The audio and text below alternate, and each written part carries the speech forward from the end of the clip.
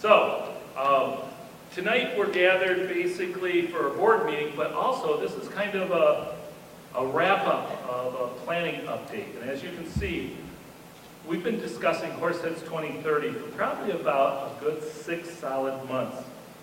And with that planning, what happens is we have to ask ourselves, how did we get here? So as we put up on the slide, this isn't something the board is just all of a sudden pulling off the shelf and saying, hey, we need to do this. This has been an intense, comprehensive planning session to be as transparent as possible and open as possible by not only the Board of Education, but also to involve the whole community and its constituency. If the board would like to take a position so they can get a better access to this, because I don't think we put it on the presentation, I'll just go over these dates because the board is very well aware of these dates. But we started out in August of last year to start this process by hiring Hunt Architecture as well over construction management company. And then we really kicked off Horseheads 2030 in 2016, just before the holiday recess, and that was a mid-December meeting to help get the ball rolling. In January, we had held administrative meetings. We also ended up mailing out to the residents to invite them out to a variety of meetings, which are listed up on the presentation slide. But we also involved school staff with a private meeting, as well as we went out to our department chairs, our students, and our staff regularly throughout and invited them to participate in the feedback. And then we had a series of meetings ongoing from February through May, with our last planning session meeting around May 30th, 2017. During that same time, however, we had the capital side, but our educational side was also formatting and formulating our new vision and mission for the district. Although the board has not finalized on this, this is where we're at this point of looking at a logo, which is not necessarily the logo, but it's what we've been using in the meantime. But the key part of the mission is centered around 3 words as they relate especially to education. How do we explore, empower, and excel as an educational institution? With a vision listed right below it. Horseheads Central School District sets the standard of educational excellence by fostering innovative thinking, curiosity, and a passion for learning to maximize the potential of each individual. We engage with our local and global communities to provide a student-centered, nurturing environment. This is sort of the premise that, if accepted, when we look at the total program, Horseheads 2030 on the capital and educational side, come August, that will drive a variety of decisions made by the Board of Education and my administrative team going forward. So, with our agenda tonight, we're going to cover survey results that we put out to glean information. That's May, as well as the online survey. We're going to cover scope highlights, and it's important to note that throughout this, we're going to cover the scope highlights from the maintenance facility, the bus garage, elementary schools with priority scope items. We're also going to look at the cost breakdowns throughout the presentation. We're going to look at the scope highlights for middle school, intermediate school, as well as their cost breakdowns, and so on. But we're also going to spend a significant amount of time with the high school, because that's the vast amount of infrastructure needs in the district going forward. And then also, as we go through and show you what we've done over the past 6 months, we will come up and switch and transition over to our architect, Mr. Chad Snowberg, to talk to you about what the potential recommended scope would be for our initial first capital infrastructure project related to Horseheads 2030. We'll also have, I think it's John Vick from Fiscal Advisors, and I just lost my name.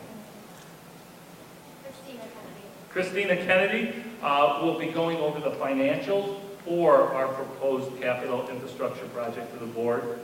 And then we'll also cover some of the future capital projects that we would include in this, but at this time we would not be asking the public to fund, as we will need a series of projects to complete this task over probably the next decade. So to start off, we start off with a survey. I presented this before, so I will hit this rather quickly, but we wanted to know in the last annual election how many people had heard of Horseheads 2030. And with 244 respondents, or about 25% of the people coming out to vote on that day, which is actually a higher number when you think of it. 77 to 78% said yes, they had already heard about it, and that's a good sign. That hopefully tells us we've been communicating, with 22.1 saying no. So we've got to try to make sure that we reach that constituency group. You know, we also wanted to know a little bit about where we heard or where we did the best job of getting the information out. So as you can see, the district website, social media, and television and newspapers were probably some of the larger areas, and that fits with our current time. And one of the questions we asked is, because it's going to involve funding, is we wanted to know from those surveyed that are coming out to vote, what would they consider potentially supporting for a potential tax levy if we were to do a major project? We asked the question 3 ways. We asked the question, would you consider supporting, or how much support would you have for a project that's between 0 and 2% tax levy? And out of that 25% survey response, roughly 80% said that they would definitely support or probably support that type of a levy for the construction, with about 10% not sure and 10.7% probably not or definitely not. When you look at the survey we also measured against our actual annual election vote, there's a plus or error minus of about 9%, with the same survey saying that 85% of the individuals voted yes on the budget, and we passed our budget with 75.9% of a budget vote. So there's where your error is. So if you look at these numbers, if you took 9% off on the farthest on the bottom, you're looking at a pretty solid 60%, 70% that would most likely support or probably support this type of initiative. And using those same types of dynamics, we also asked the question, would you support between 2 and 4%? And if you look at that, 61.8% said definitely or probably. And if you use that same margin of error of about 9%, that still would give a potential passing resolution for a referendum project, and that would be somewhere right around 51 to 52%.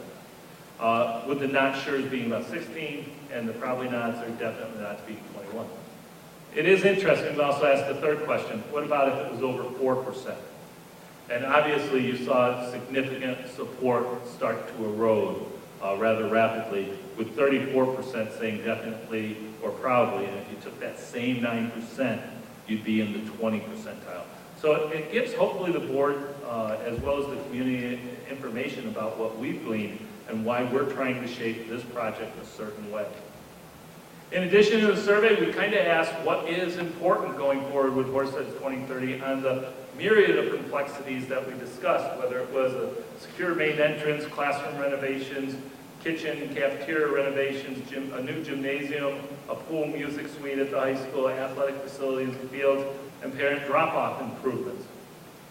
What happens is you can see that there's certain interest in key areas.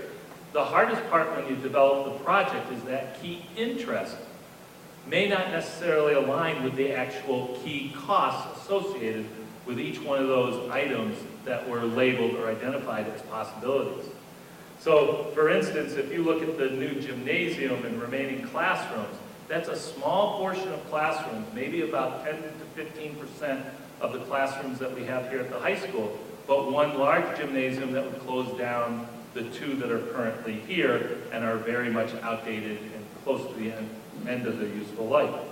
The hard part is, does the amount of money that it would take to construct that help us also to achieve several other goals that we would have with an initial project? And you'll hear some of that later. But in addition, you also have that information on whether it's classroom renovations, traffic flow, secure entrances at the middle school, intermediate school complex. So I'll give you a second to look at that. Again, you can see some of the emphasis and whether or not the financials would be able to support just doing that. Usually we had to find a balancing act to try to address the best range of projects to maximize our financial footing and support from the state so that we can minimize our needs from the local tax base. At the elementary school, we also had the same questions asked with secure entrances, main entrances, technology upgrades, and classroom renovations. And as you can see, a lot of the respondents were pretty close between each of the buildings. So again, we have to be very selective on what we can do and what is aidable by the state so that we can minimize the local impact. When we look specifically at the high school, throughout our projects, there were several little projects. The first one that we estimated would cost about potentially $9.1 million, and that would be a new library as well as a new secured main entrance and consolidation of all of our major service offices into one area to make it easier for the community as well as a more safe and secure building. This next part is a major renovation of roughly about 75 to 80% of the classroom space in the high school, and that cost alone would be about $29.5 million. And that's just for bringing the classrooms current and also addressing code issues. In addition, we also looked at our cafeteria and kitchen, which has not been updated since the building was built, and the premise is the need to look at the space and how it fits into the overall high school setting, as well as the current structure and climate of our food service programs and how we can actively use that space to integrate within our educational learning. And that was about $5.8 million. And then the one thing that I was talking about earlier is the gymnasium, which would be gymnasiums and some additional classroom renovation and additions, which is the yellow piece. And as you can see, the building's starting to take shape, but just the yellow and gold piece is almost $40 million just to use that piece. So in essence, if we chose that as the part of the first project, we'd only see that potential change in the building, but that could also pose some constructability issues in how we offer education. So we have to balance all that knowing the information. And then one of the last pieces is a redesign of the pool music suite. Currently there's not enough space within the music suite to even house both of our large style bands, whether it's within our concert and performance band or our orchestra level, and they actually compete for space, as well as our choral program is one of the largest in the area and is outgrown even the room that they're within. So we'd have to look at restructuring that, and their performance end is near the auditorium.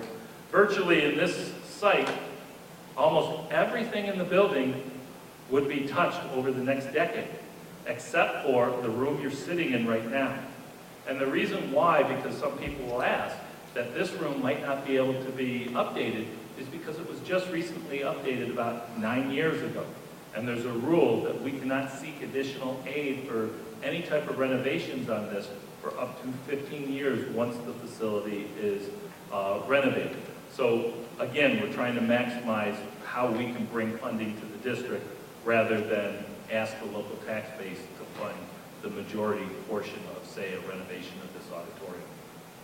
So when you look at all of that, you look outside, you also have to stage that. So at the high school, one of the issues is we are very much landlocked and we have very little space to compete with all of our neighboring schools, as well as to maintain our fields in a situation that keeps them safe and secure and also able to have playability on the fields that we have here at the high school.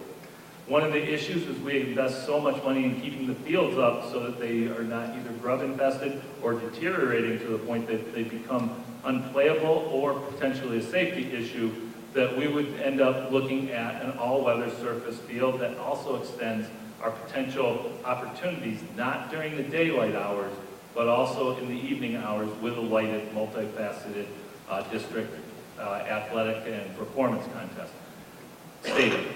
The reason I say that is because it's not just about athletics. We have also a competitive marching field band, and between that, other activities and community activities, we can only use a field about 30 times in an actual growing season. Otherwise, we start to deteriorate our resources.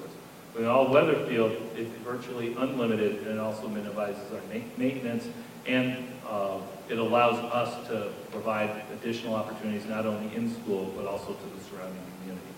And also it takes care of a lot of the redevelopment of our parking areas that are so badly deteriorated. We will have to wait, but they need to be overhauled. So just that section alone would be about $9 million. And we are limited to about $9 to $10 million of exterior work that we can ever do at one time at this building. So if you look at it, another way is this second part would end up completing that, and we'd have to do it in potentially 2 projects. But to finish the parking lot and to finish a lot of the oil-based pavement substructure of the facility, that would take another $7.8 million. And then to wrap up the project, to try to make sure that all activities here at the high school can be kept here at the high school, we would end up having to renovate the last part where the current stadium is that is very one-dimensional for the teams in the community that can use it, to allow us additional practice space and also bring girls softball and boys softball boys baseball back to the high school setting so that we have ample room to also have our modified and JV programs have home and home contests and not necessarily have to travel as much. But to do that, obviously that would be about $4 million. That will take time and take planning. So we're trying to provide the best avenue to move forward. So a lot of that is the formation of what we've been talking about over the 6 years. And the big thing is I want people to understand is what's a term known as MCA. MCA equals maximum cost allowable. It's a very technical term, and it's how school districts get their funding from New York State. It's a very complex formula. But it's used by our state education department to calculate how they're going to fund our project at our aid ability rate. And what it does is it allows us a calculation that tells us how much money we're eligible for over a 5-year period plus 1 day. In other words, after 5 years and 1 day, if you use all the MCA or the maximum cost allowable that the district was allowed on the specific building, on that second day after 5 years, you're allowed that same use and the state will fund it. So our job is to try to maximize the ability to bring the state money back to us. Now some people will say, well, it's still our tax money, it's still the money that we pay in, and if we don't spend it, they won't need it. I would hate to say to the contrary. The state is going to collect its tax money one way or another. And over the past 40 years, the buildings have been deteriorating, and the districts tried to keep up, but they've never really done major infrastructure repairs. So what happens is, when you look around at all the other schools, they're surpassing Horseheads. And in that time, those districts have upgraded. And guess where they got the money from? They got the money, the vast majority, always from the state. So when you look at a Corning and their facilities, when you look at a Bath or a Waverly or a Watkins Glen, or even an Elmira, their facilities are all being upgraded. And the people that are paying for them is everyone from across the state, including the tax base of Horseheads. But yet Horseheads is never going and really asking. We feel it's time that Horseheads ask all the others within the state to start sending that state money here so that we can upgrade and make sure our future is very prosperous. So I hope that explains a little of the MCA. You're going to see that in a couple of slides. Right now, this is just a breakdown so that you understand a little bit more about the high school and why we will have to do many projects, probably 3 projects in total. And the reason being is on this slide, you'll see the entrance and library costs. And if you notice, you have building construction costs and incidental costs.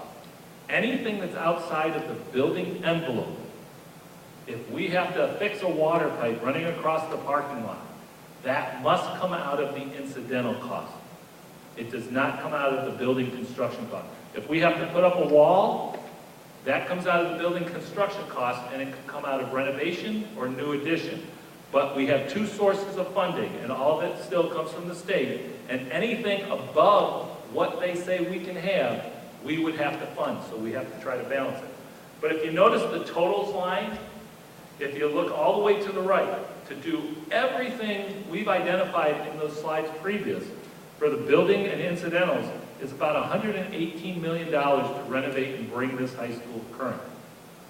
Now, with the MCAs, that's that next line, over that, we are only eligible from the state to receive funding up to $54.3 million, which means if we tried to do this entire project one time, we would get $54 million most likely from the state. And the district itself would have to go to its tax base for an additional $63 million. Nobody would want to see that potential increase.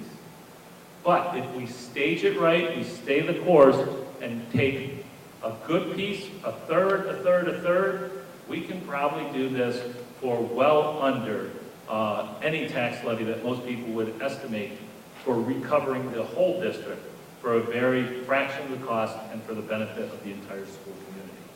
So as we go through that, please keep that in mind. We're trying to develop the absolute best financial picture for the entire Horseheads Central School District so that we can move everybody forward and the benefits come back home.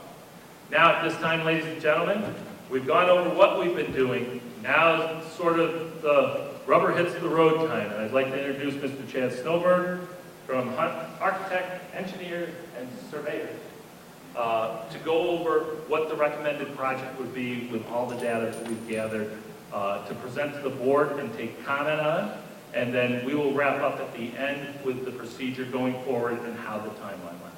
So Chad, take it. Thank you.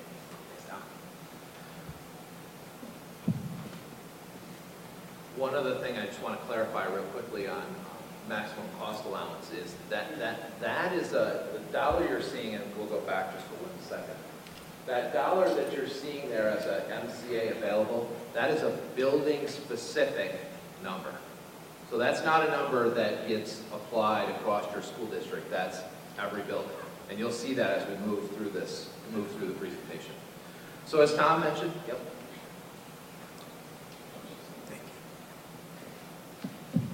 I'm shorter than you. No. Is that better? Good. So, better? Okay. I think I can hear myself now. So we're going to talk about how all of those big pieces that we've just talked about kind of break down into what this first project could potentially be and what we see as a recommendation, both from a financial standpoint as well as a constructability standpoint. Because there's some things that we're going to want to do first before you, for instance, you wouldn't necessarily want to renovate the classroom until you stop the roof from leaking, those kinds of things. So that we've taken it both from a perspective of money and what the right first steps are to take to improve the buildings throughout the district. So we'll start with the bus maintenance facility. This is a facility that's required within the district. It keeps the buses under maintenance, it keeps the buses running, and it keeps the district moving, so to speak. And there are things that need to happen in that building to continue to maintain that building, to improve energy efficiency, to just maintain the quality of the building. As you can see in the one photograph there, some of the metal panels on the outside are beginning to rust and corrode. So water's beginning to infiltrate that building. So there's things that need to be done in that building that both bring energy efficiency, meaning lighting upgrades, mechanical upgrades, as well as exterior improvements that keep those elements out of the building. And as you also know, we've got a lot of pavement at that bus garage. So that pavement also is one of those things that needs continual maintenance and needs replacement. So right now we've got a total here, you'll see of $4,350,000 allocated to this building. This slide gives you kind of a breakdown of what this looks like building by building. And again, you'll notice the line item for the MCA available. You'll notice here on this slide, it matches perfectly, and that's not coincidence. The reason it works that way is New York State tells you as a school district that any upgrade, maintenance, any of those types of items that are required at a bus maintenance facility specifically are all aidable. There is no maximum cost allowance, so to speak, for a bus maintenance facility. It is whatever you can justify or show needs to be done to that building. New York State will give you your aid rate for that building at whatever that dollar value is, as long as you can justify it. So that's not just a coincidence that those numbers match. That MCA would raise or fall depending on what we determine is required in the building. So we move through the elementary schools, and these are slides that we've talked about quite extensively through all those presentations that we showed at the beginning. The scope hasn't changed. The things that are needed in that building haven't changed. So we were talking about roof replacements, we're talking about mechanical upgrades, lighting upgrades, the voice over IP, or voice over internet protocol. That is your internet-based phone. So right now the school district is still on an antiquated copper phone system, which makes it's outdated. So that's one side of it. But I think what's really a security safety feature that comes with some of these voice over IP systems is better location of where that phone call is being made, specifically during emergencies. So instead of necessarily only being able to identify the phone calls being made from a building, you could actually identify that that phone call is being made from room 114 at this time. So it improves security as well as functionality and as well as a savings in terms of a bill. So you no longer have that large phone bill anymore because it's coming through your internet. You reduce that phone bill and keep it to a minimum. Also upgrading corridor ceilings and lights, that corresponds to those technology upgrades that Greg talked about earlier in his presentation. You know, we've really come at the high school and the middle school, intermediate school complex extensively technology-wise. Anyone that's been in the buildings can see that. They're being completely overhauled. All new closets, all new cabling throughout the building, all new fiber, but we haven't hit the elementary schools yet. And that's really the next step. So that's what that corridor ceilings and lights, we've got to open those ceilings and lights, those ceilings up anyways to do all that cabling. That's that opportunity to put in those high energy efficient LED lighting and replace the ceilings through the buildings as well. Looking at playgrounds and exterior, Tom kind of touched on this. Remember, keep in mind that pool of money. You've got your construction side and your incidental side, and that site work comes out of that incidental side, and you'll see that on the next slide. But we know we need to look at traffic flow and parking lot improvements at all of these buildings. Big Flat specifically has some moisture infiltration issues back in the C wing, I believe it's called. So we've got to look at that as well as some more exterior improvements and exterior door replacements. So again, you see there the $4.8 million. You can see it broken down on this slide. That $4.8 million is the total project cost for that building, broken down between construction cost and incidental cost. And you can see here, this is also not a coincidence that the incidental side lines up almost exactly. And you'll notice we're leaving about $4 million on the table below your MCA for the elementary buildings. And that really is a product of math. So what happens is every time you do a construction project or a construction side of this table, every time you replace a door, every time you replace a mechanical unit, every time you replace a roof, there's an incidental cost associated with that. You may have inspections that have to be done, you've got fees that have to be put together, so there's an incidental cost associated with every construction cost. So you can't just maximize the construction cost and expect that your incidental cost is going to stay down below.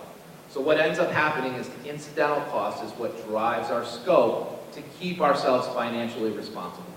So what we've done is we've maximized that at each of these buildings, spent as much as we possibly can to reach that MCA so it stays fully aidable, get as much parking lot and exterior work done as we can, and then correspond that with construction work or building work to maximize that incidental cost.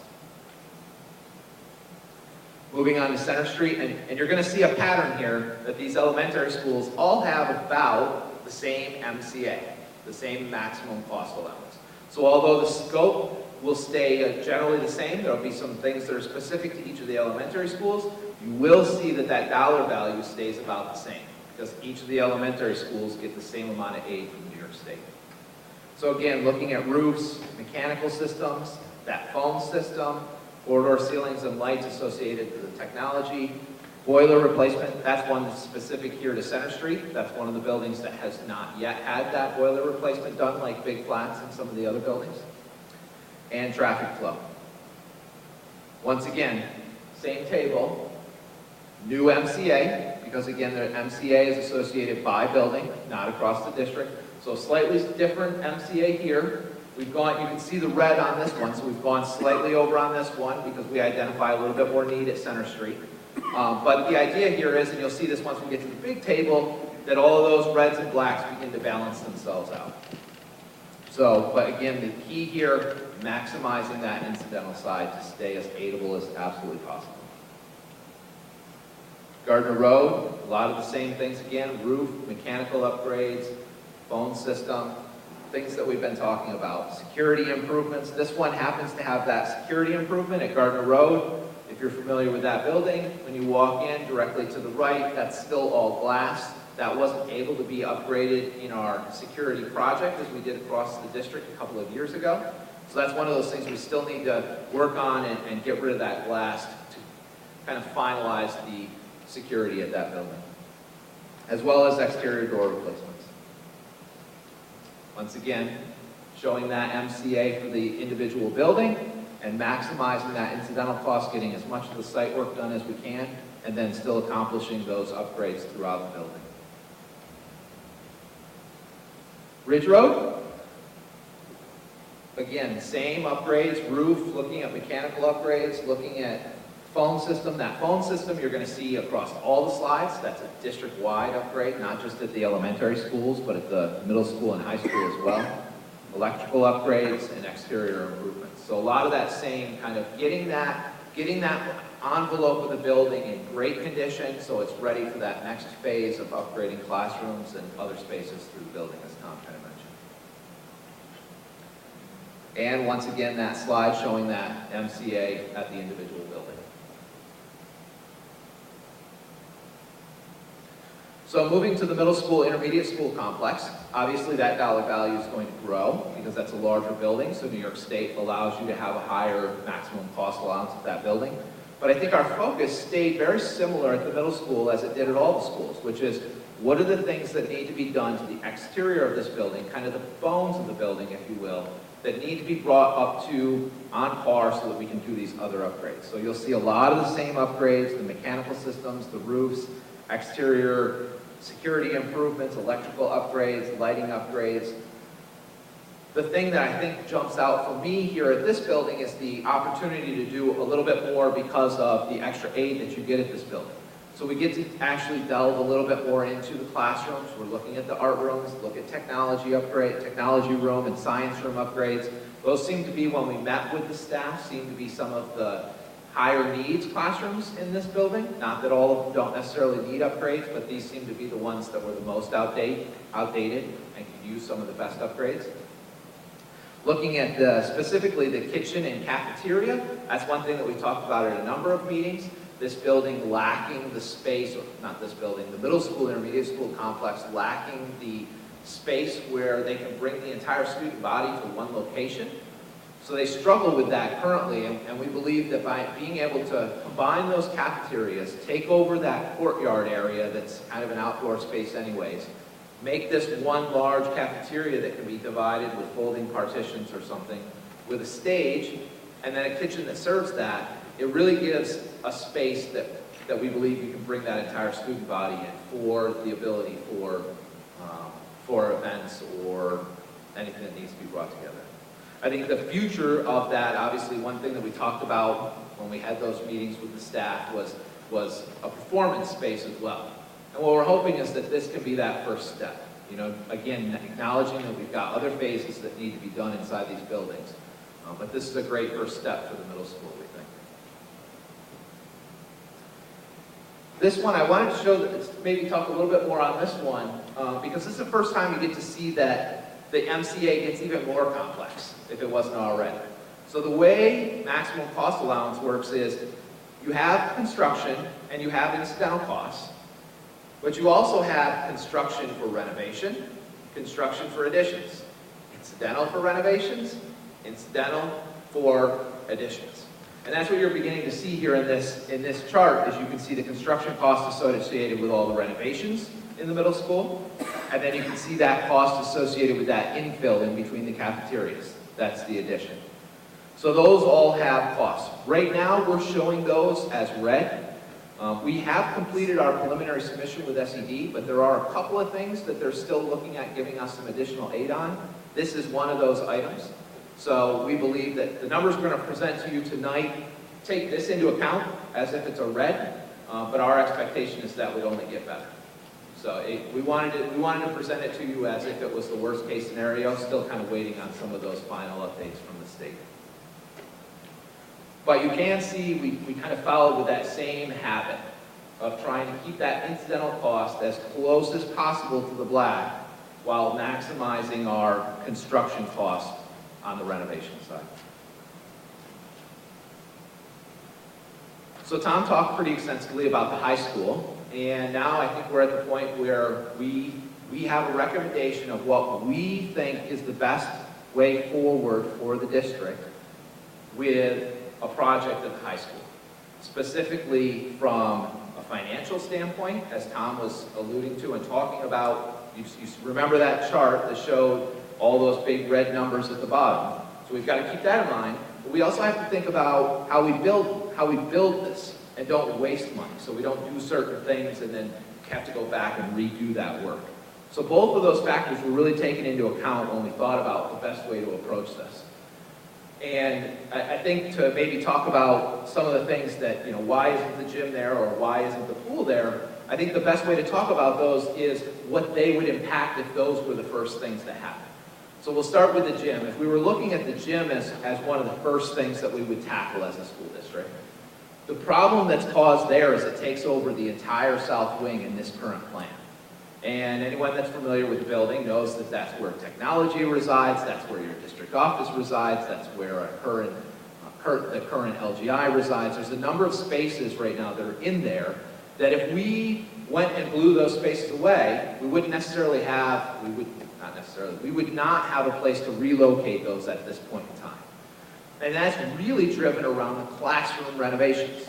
Although we could find a home for district office throughout the district, it's much harder to displace those students without a place to put them back.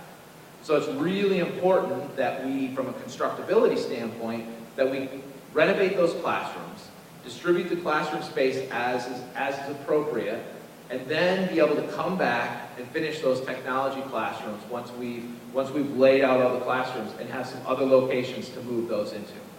And you can kind of see that if we go back to the other slide. We can go back to that other slide and show that process. So that's kind of our thought process behind the gym, was the struggle between classroom space and gymnasium space. And it really made sense once the rubber hit the ground that those classrooms need to be done to allocate that kind of swing space for that gym to happen. And then the pool specifically, there's a lot of renovations associated with that pool, especially if there's a desire to go to an 8-lane, a competition level pool. There's a lot of things that have to happen. And we know we can make them happen. We've gone through the process of designing that and laying that out. But if you go back to one of those earlier slides, you'll see that one of our major goals is to make a connection from that south wing to north wing. When we first started this process, there were some pretty big goals that the board addressed to us that they wanted to see us accomplish. And I think that student flow through the building was one of those items, that it's important to not waste this time walking from north to south. I think we've started that attempt with the connection through the courtyard, but the ultimate kind of completion of that is completing that figure 8, if you will. And if we were to go and do that before doing the pool, then it causes complications with construction again. So it's really important that we kind of leave that pool area open so that we can get to that at a later stage in the project. So we're looking at classrooms, as we've talked about. We're looking at the main entrance, creating a new secure main entrance for a better parent drop-off. That's going to help with that site flow that we'll get to in a minute. And then ultimately, kitchen and cafeteria. Those are the 3 big things that we're looking at here at the high school in terms of the best phasing from a financial standpoint, as well as a constructability standpoint. And that total, as you see here, is $44,400,000 approximately. And that's your total project cost. That's construction and incidental, as you'll see on the slide that we get to. So now if we move to the outside of the building and talk about the site, Tom did a great job of explaining that incidental number, that MCA of incidental. We're really capped at about $10 to $11 million is the maximum we can do, and still allow for incidental to be there to pay for the construction work that we want to get done in the building. So the dollars here in this case almost kind of defined how the site was going to be laid out and what our stages were going to be for the site. So we think that the best move forward in terms of a site project, that first step, would be bringing the athletic facility over to this side of the railroad tracks, creating that new parking area, resolving the parking obviously with the courtyard, because we're taking over that courtyard with the library. We've clearly got to replace that parking. So our intention is to kick Mike out of all of his buildings that are over there, find him a new home for all of that storage that, if everyone's familiar with the site at the high school, he's got 4 or 5 storage buildings there. So the idea is relocate those buildings, take over that lost space that used to be the street that went over to the bus garage, and then take over all of that to create parking out back.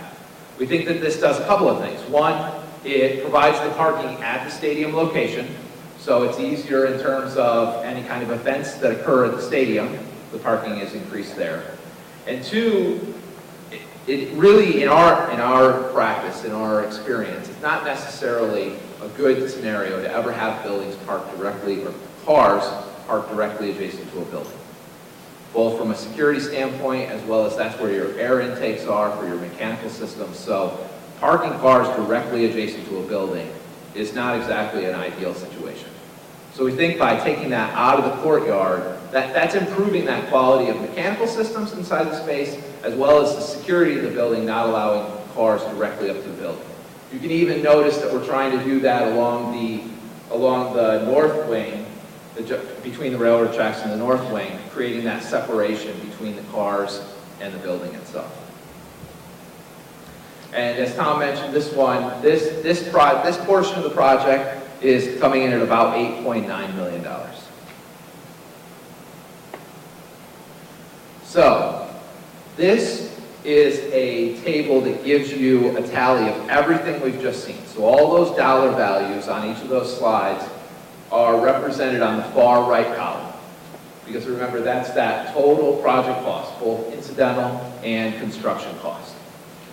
So when you tally that all down, we've got each of the buildings, we've got all the buildings associated with the project for a total of about $94,685,637. So that's the culmination of all the slides, everything we've been talking about, all of those tally up to that dollar value. So moving from here, we're going to move into kind of a discussion about the financials of this, but maybe this is a good opportunity if there's any questions, any comments before we move on to that, if you want to talk about anything, or just I'll invite John to come up and cover kind of the financial side of this. Okay.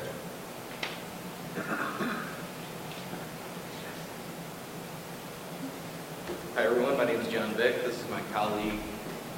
Okay now? Good now? Hi, my name is John Vick. This is my colleague Christina Kennedy. We're with Fiscal Advisors, the district's financial advisors.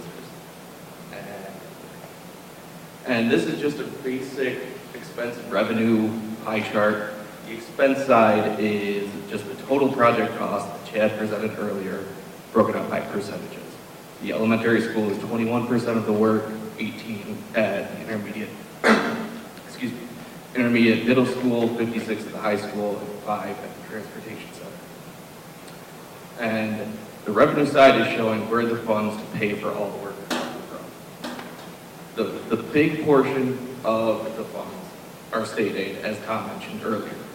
And to determine that, we've analyzed the scope of this project to determine aid eligibility using the maximum cost allowances that Chad and Tom have gone over.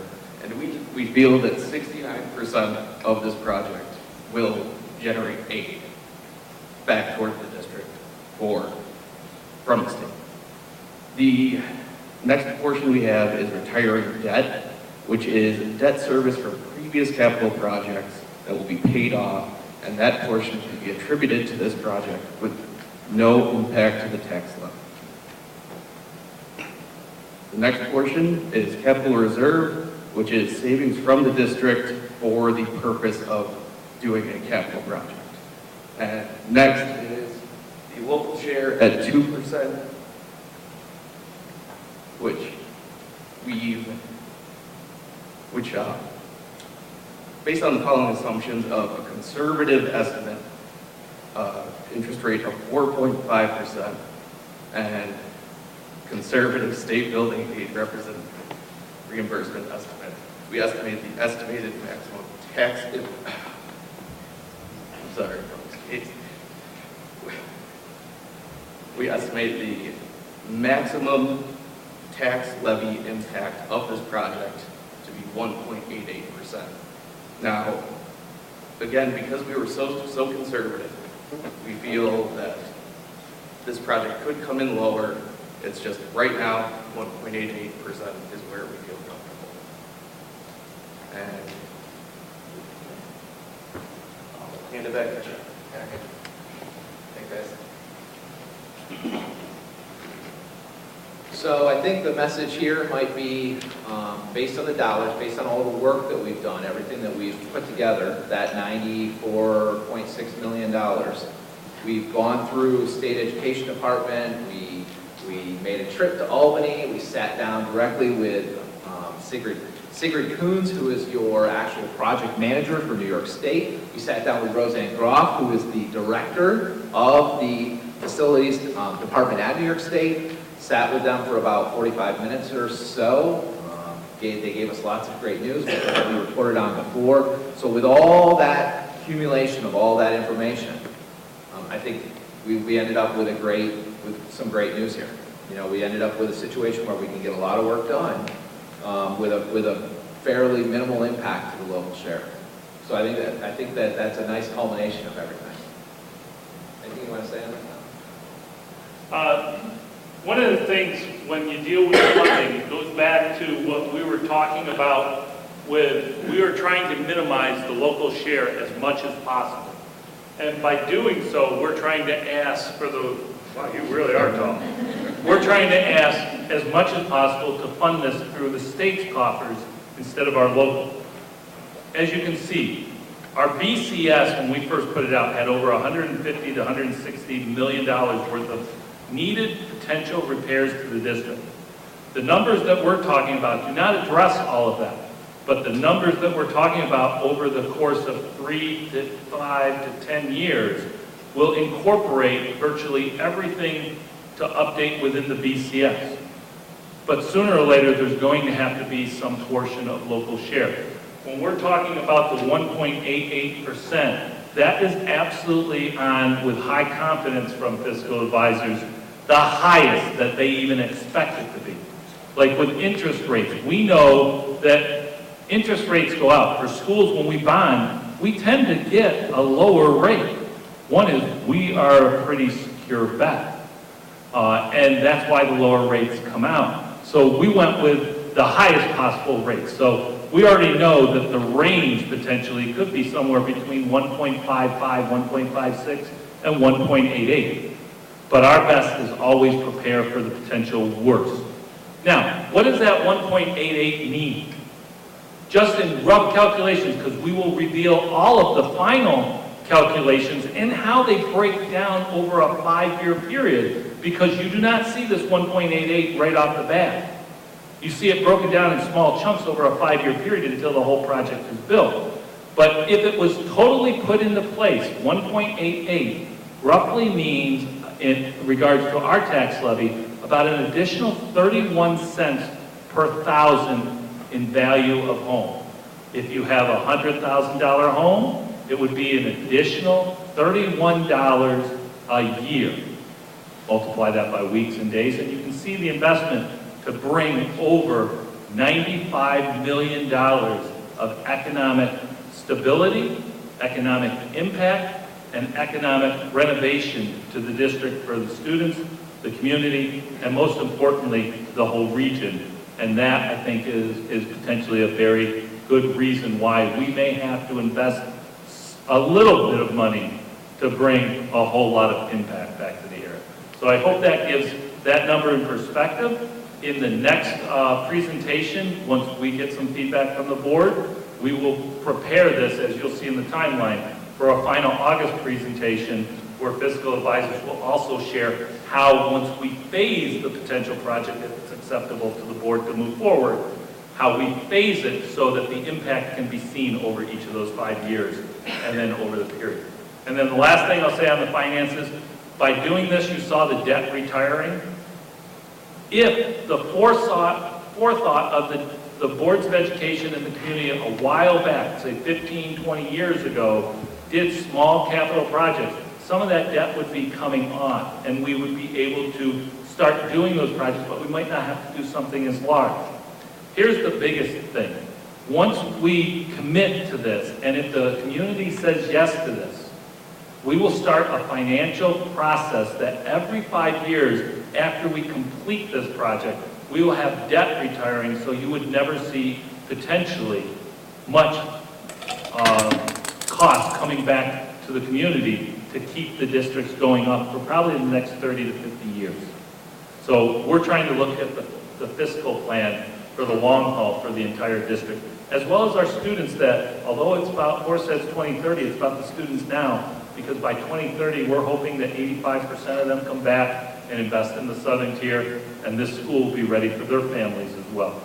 So it's about now and it's about the future, and I hope you can see that, and hopefully we've given you the information that will help people understand the economic impact as well as investment. Any questions from the board? So, assuming this goes to the community for a vote in the fall, what number will they see? Will it be the 1.88? Will it be a revised number based on more time has passed? One of the things like Chad had said, we've got the preliminary submission. We start getting very much more into detail, and we expect that number to come down. We've already actually been told by fiscal advisors, based on some of that aid, right now in the conservative, it could come down not as much, but like 1.86. But again, that's conservative. The way that they do it is, we know certain things are 100% aidable. Fiscal advisor said, we're not doing 100%, we're going to do 98. So right off the bat, they built in a buffer that we can't give you the exact predictability, but at that time of the board making the final resolution to send out to a referendum, we have to be very close and finite, and we'll have some of the final pieces. But this is pretty accurate right now. As you can see, we're talking about 1/100 of a percentage point. Mr. Sadler's brought up this point before, and just with what's going on in the world today. Are we looking at like bollards or some sort of security devices around the perimeters of the building? In this project, we haven't done the design phase, but as you can see heavily in the elementary as well as the middle school and the high school, security is one of our main emphasis on those entrances. It might not necessarily be the sticks, but it would be a creative way to aesthetically make sure that we prepare and look at the global community on how to protect our infrastructure. That would be equal. How's that one? Is that pretty good, Mr. Sadler? Well, I think we've all seen recently where vehicles have been used to create Distraction. death, and I don't want to speak with too much specificity, but in my background, I've seen some vulnerabilities that we have discussed. Yep. And I don't think I really don't care if it's a bollard or a concrete step or a concrete seat or some physical barrier Yes. to keep people from damaging the property and injuring the staff and students. And I will ensure to the board, as I know Chad would, that will be entering into our design phase as well to enhance what you've already done to try to take those steps. Some of our buildings are more vulnerable than others, but it will be an emphasis, as you can see, on each one of the projects. The maximum cost lines that we're losing on the elementary students over time, what would happen to that number there, that 1.88%, if we increase all the costs, these other maximum cost lines, and took the hit on the incidental cost? What would that change the number to? I'll let Chad back it up, but I can already tell you that goes way up. What happens is, say taking one of the elementary schools where there's like $4 million of MCA still left. Now, If we sat there and said, okay, we're gonna spend that because we can get 8 on it. Remember, we only had like $1.4 million of it. We might have to come up with another 600,000 just to cover that, and that would all have to come from the local tax levy. 600,000 just on one building would be an additional 2% on that number. Now multiply that by 4, you're talking almost 10%. That's not financially feasible. It allows us to have a little leeway in case some emergency happens. State ed has been known to help us and work in those situations. But in this situation, having it also helps us, depending on how we phase this first project, to maybe start the second project a little sooner in those specific areas, if we get that approval from the community. Anything? No, I think that covers it. The only thing I might, just so that if you really wanted to do the math, the way that we've pretty much been running these projects is about 18% incidental cost on so every dollar you spend, you'd have to add about 18 cents to the incidental side. So if you do that math, I think it ends up landing about where Tom said. But that's about the exact math. It's one of the things when we were doing this project, we forgot to do at one point. Yes. And we're like, oh, we can do that? Oh, no, we can't. So, I mean, it catches us. So it's been even though I've done 5 projects, and I know Chad has done a lot more than I have, and Mike has as well.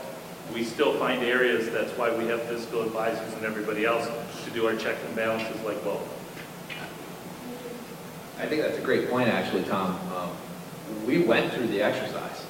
So there is scope. There's scope that will fill that maximum cost allowance on that construction side. And we went through the exercise. Mike, Katie, I think was there. Tony might have been there. Tom was there. So we had a scope build that maximized that. And then when we ran the numbers, that's when we kind of said, well, we've got to pare this back.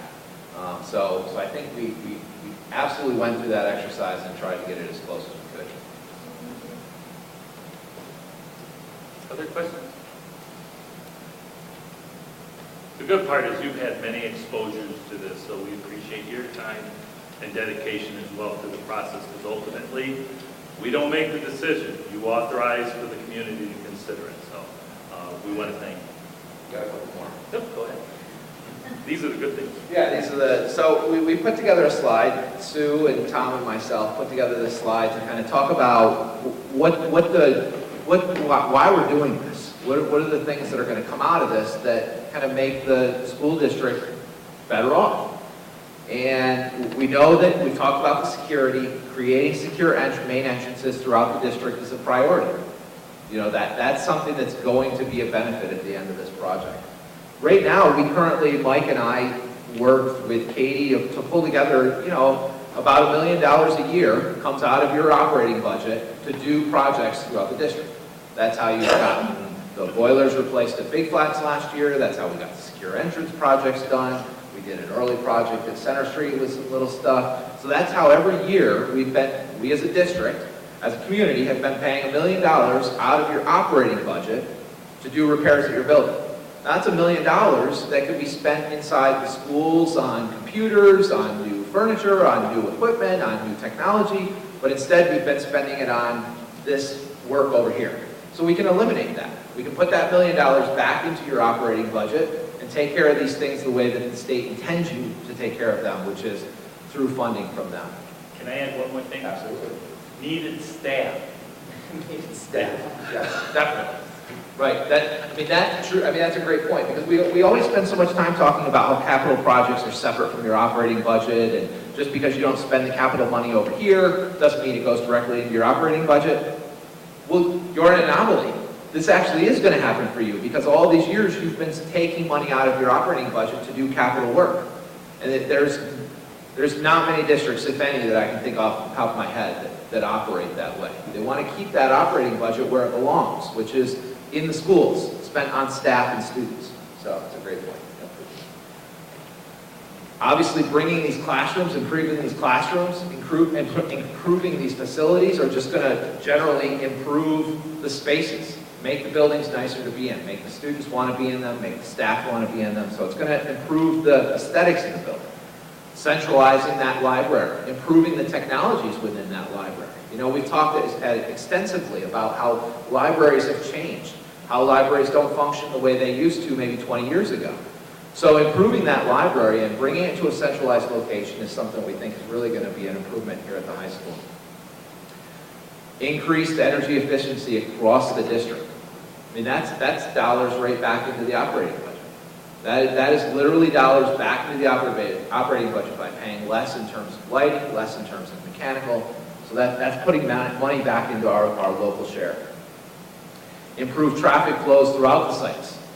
Middle school. Middle school. Improvement needs to happen there. That's the highlight for sure. But are there traffic flows at other buildings that are issues? Gardner Road. Gardner Road is a great example as an elementary school. So that's something that needs to happen throughout the district. We need to look at how parents drop off versus bus drop off, and that needs improvement. And that'll happen from this project. Upgraded phone system, we talked about that earlier, so that's a huge benefit. Technology upgrades, we've talked about those. And then ultimately just the improved morale and efficiency throughout the district.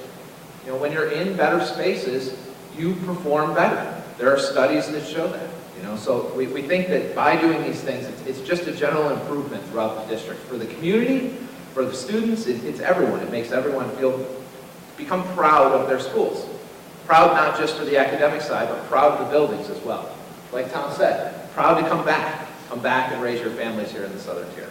I have one more that we did not put up there, but I mentioned a little bit earlier. The big thing is when you invest money into an area or the community, think of it this way. Remember you heard that Buffalo billion? Well, the Southern Tier is scheduled to get about $500 million in investment by the state.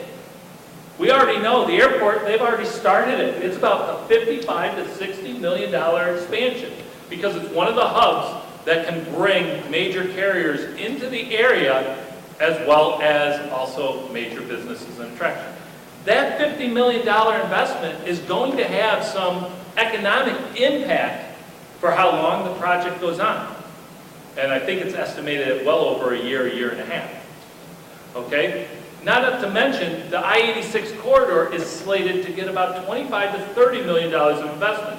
Most of that investment is between Horseheads and the county line because it's a tax-free zone. Maybe tax-free and we may not like that, but just imagine, now 50 plus $30 million in investment. Usually you see, I think they say, about 50 cents on the dollar of economic impact over the same time, whether it's food service, whether it's buying products, and so forth. What happens is you're looking at $80 million just there. Elmira's looking at about $25 million downtown. Just alone, I've just named about $100 million of investment, with 3/4 of it being in our area specifically. Imagine it at the same time, this were approved, and now for the next 5 years, we're going to bring about another $95 million of investment into the community, but also the economic impact that comes along with that. And that's employability and employment factors for all of our local contractors, all of our local residents, all of our local areas, which hopefully brings a new sense of urgency of why the Southern Tier needs to grow and expand and invest money in itself to bring more investment to the area. I think we'll have to get that up there in the final. And I guess to wrap it up, I want to bring us back to, if you remember, I had shown a schedule, I think it was at maybe the January's presentation or February. We laid out a timeline of what we needed to accomplish, what we needed to do to be able to achieve some of our goals that were laid out in front of us. And I was going to put together a slide about what we need to do, and then I said, well, how have we done? Have we achieved what we set out to do? And it was really exciting for me to go back and look at this, so I wanted to share it with you. It lines up almost exactly to what we thought we were going to do. So if you remember, like we talked about, December this thing started, we had those meetings. January, February, we had more meetings. March, we began to prepare that SED preliminary submission. We got that into the state. April, we continued to work with the state, continue to have meetings. We get to June, where we are, and lo and behold, here we are, presenting the complete scope, showing some conceptual designs. We've presented the financials. We've completed the SED preliminary submission. We've gotten that approval from SED. So I was pretty excited to find that we've achieved our goals that we wanted to achieve. We're where we thought we were going to be, and I think that's really good news. It puts us on track. So to look forward, what we're looking forward to doing is coming in July, asking the school board to declare themselves lead agency as part of SEEKR. That's part of that environmental impact study that has to be done. So there's an environmental impact that's going to be presented to the school board in July. They'll be declaring themselves lead agency. And that's when we're really going to kind of ramp up this public information. You know, I think that although we've kind of inundated the public with that information, I guess all I can say is look forward, because it's going to come even more, right? We're going to have more pictures, we're going to have more concepts, and that's just going to continue. We're going to move into August. That SEEKR resolution is going to need to be acted on, and so there's a period there where that SEEKR has to be out. The school board can take an action on that SEEKR resolution, and that's also the point where the board has to say, yes, this is the right project for Horseheads Central School District, and we recommend putting it out to the voters for a vote as a referendum. So that August is really that key board meeting that we were shooting for, and we've achieved that. So I think it puts us in a situation where we can stay on that timeline, and we have that kind of that goal is in sight of looking at that October, November tentative public vote. And that's really what we have to look forward to over the next few months. And that's it. So any questions, any comments, anything that we'd like to, we'll open it up to the board. Go ahead, Brian. Just comment that I'm glad when you put together the proposal, you put a lot of investments in every school building, and it's balanced, and I think you've addressed a lot of the infrastructure needs of the buildings, the parking needs, the security needs, and the classroom needs of a lot of the buildings. So I think you've done a tremendous job of hitting all the buildings, which is necessary in my mind. And with the senior high school, there were a lot of options, but what you presented was very logical as far as kind of the evolution of what would have to happen in phase 1 versus phase 2 or phase 3. So thank you for putting that together, making it clear.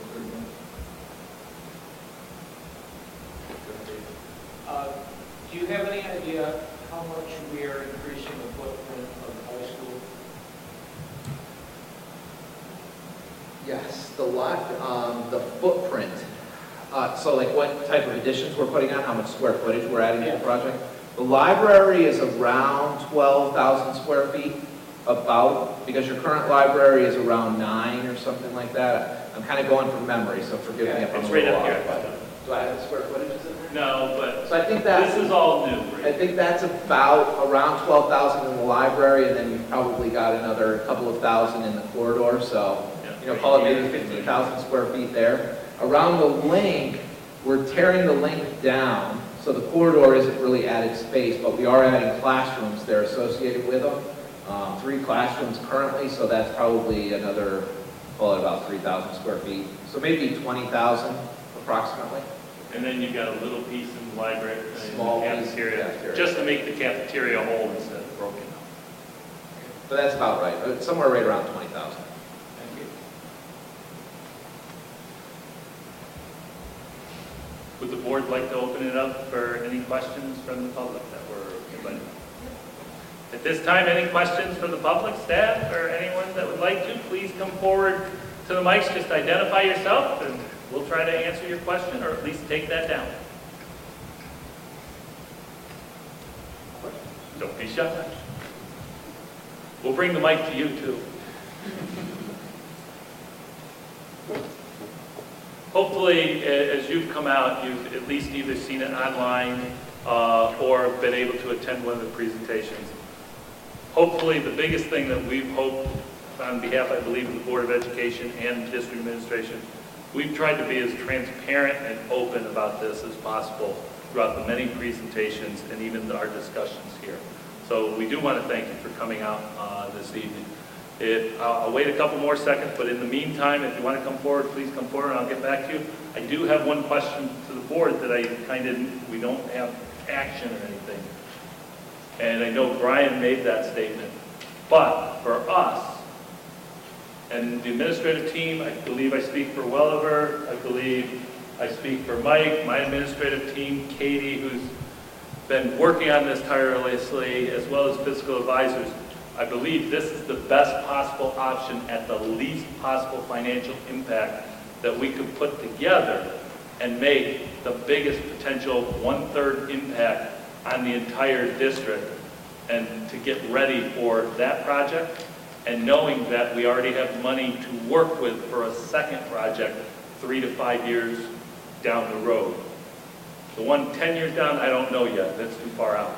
But I believe this will give the biggest bang, and I believe it also meets everything that we started with our discussions, such as traffic flow at all of our buildings as well as inside at the high school, a secure main entrance identity for the high school. Although it's on the back side of the high school, we're sort of landlocked. And then also to make sure we really hit the educational spaces, to make sure that this isn't about any one area, the arts, academics, or athletics, but it's a combination and balance. And at the high school, it's about 75% of the classroom. At the middle school, it's probably about 30% of the science in classrooms.